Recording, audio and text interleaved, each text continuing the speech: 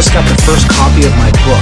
Prior to entry, and be posted by Legal Immigration Services. Guys, how are you? It's Brett Miller here from Legal. Fantastic service, fantastic. Always recommend me. Hey guys, I wanted to do a really quick video about English language or French test, but we're going to talk about the English language test for immigration purposes, okay? So we get a lot of questions about this, and a lot of people will ask me, which test should I take? And the short answer is take whichever one you feel most comfortable with. So I'm going to actually go through a little brief video here about language tests and give you a bit of information that might help you out in making that decision. So first off, what is a language test and why do I need one? Now, most economic programs in immigration require proof of a language in one of the official languages in Canada. So this could be express entry, this could be a caregiver program, etc., but you have to show your language proficiency. So how do we do that? We do that with standardized tests, and in English, specifically the IELTS, either the general or academic if you're coming as a student, or a general if you're coming for another immigration program. The other test is the CELPIP, all right? The CELPIP is a Canadian-born test, and there's some inherent advantages of that if you maybe struggle with different accents in listening or something along those lines. So if you're applying to study in Canada, you're gonna need to take the academic language test, which I think I've already said, but if not, you're gonna need to take the general test. And those are for the IELTS. Now, even if you're fluent already, you're still gonna need to take a test. And trust me, I know how much that sucks because I actually had to take an English language test to get my license. And I was very incensed with it because I've not only studied English in English all of my life, it's my first language. I've been studied at post-secondary education, but I also taught English at the university level for a number of years, and they still made me do the test. So I feel your pain, trust me, personally. Now, before I get off too hard on that, let's talk about test results. They have to be less than 2 years old at the time of your application. This is hugely important. So keep an eye on those test results and make sure that you've got enough runway to be able to use those. Let's talk about the Canadian English Language Proficiency Index Program, or the CELPIP. That's a mouthful, isn't it? I just had to say it, and you saw me going like this, right? The CELPIP test is a general English test of proficiency. It assesses your ability to function in English in everyday situations and has reading comprehension and how you should respond to written material. Now there's two different types of tests. There's the CELPIP General and the CELPIP General LS. One's used for immigration purposes and one's used for citizenship, i.e. the LS, which is the listening and speaking. All right, they're computer delivered. All right, so this is really important. So hopefully, if you are familiar with computers, this won't be too much of a stressor for you. But if you're not and you really don't want to be anything close to a computer, maybe look at the IELTS test. They're scored between 1 and 12, and they're directly converted to the CLB or the Canadian Language Benchmark. So if you get a CLB 9, okay, on the CELPIP test, it's going to be a CELPIP 9. Exactly the same. All right. The CLB, or the Canadian Language Benchmark, is the system that they used for immigration to be able to equate the two different tests, because there is different scoring on the CELPIP and the IELTS. Now, let's continue with the CELPIP. The total test time is 3 hours. It's comprised of 4 test elements: listening, reading, writing, and speaking. All right.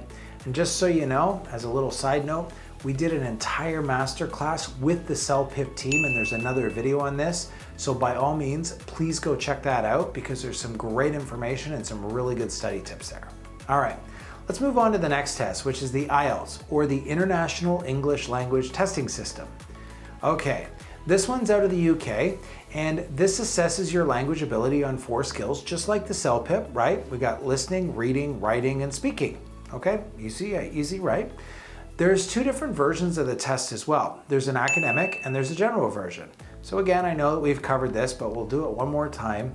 Academic is used if you want to study at a university or even join a professional association. Sometimes they can require that. And a general is used if you want to apply for immigration, such as express entry, etc., etc. There's different versions. There's a computer or a paper-based version. Okay, now, let's get to the question of the video. Which English language test should you take? Okay. IRCC does not prefer one test over the other, so take that out of there, right? Some people are like, oh, maybe I should do this because I can score better on that. Well, that's all personal, right? But the immigration department doesn't care. All language tests are considered equally, so it is up to you to decide which one suits your needs. Both the CELPIP and IELTS test you on all the 4 different areas that we talked about, the listening, reading, writing, and speaking. So I wouldn't worry too much about that. Now, CELPIP is delivered on a computer versus IELTS, which is delivered either on a computer or paper. Now, I did cover that. So if you are a little bit kind of weary of working on a computer, maybe you'd want to look at a paper-based IELTS test, all right? CELPIP is required to be taken in one sitting versus the speaking portion of the IELTS, which is taken separately than the other sections. The IELTS test takes 2 hours and 45 minutes versus the CELPIP, which takes 3 hours to complete. So the other thing is too, is a lot of people that I hear this from my clients all the time, they make their decision based on the location and the availability and also the price, okay? Because there is a different price difference for all of this.